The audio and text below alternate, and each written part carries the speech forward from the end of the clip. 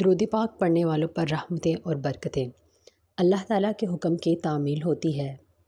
ایک مرتبہ درود پاک پڑھنے والے پر 10 رحمتیں نازل ہوتی ہیں، اس کے 10 درجات بلند ہوتے ہیں اور 10 نیکیاں لکھی جاتی ہیں اور اس کے 10 گناہ مٹائے جاتے ہیں۔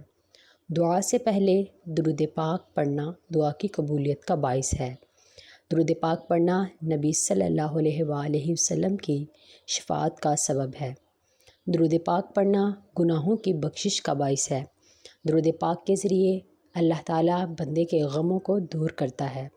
درود پاک پڑھنے کے باعث بندہ قیامت کے دن رسول اکرم صلی اللہ علیہ وآلہ وسلم کا قرب حاصل کرے گا۔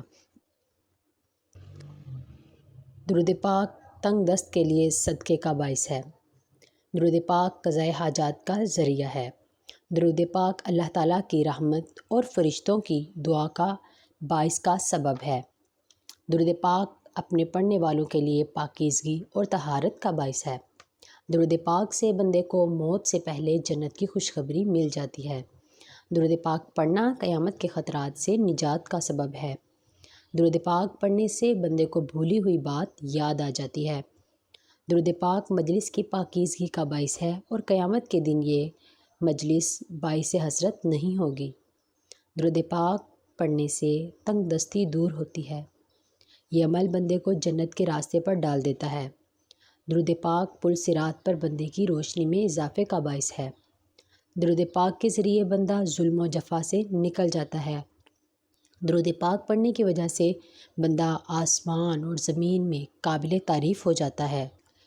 درود پاک پڑھنے والے کو اس عمل کی وجہ سے اس کی ذات، عمل، عمر اور بہتری کے اسباب میں برکت حاصل ہوتی ہے۔ درود پاک رحمت خداوندی کے حصول کا ذریعہ ہے۔ درود پاک پڑھنے والے سے آپ صلی اللہ علیہ وآلہ وسلم محبت فرماتے ہیں۔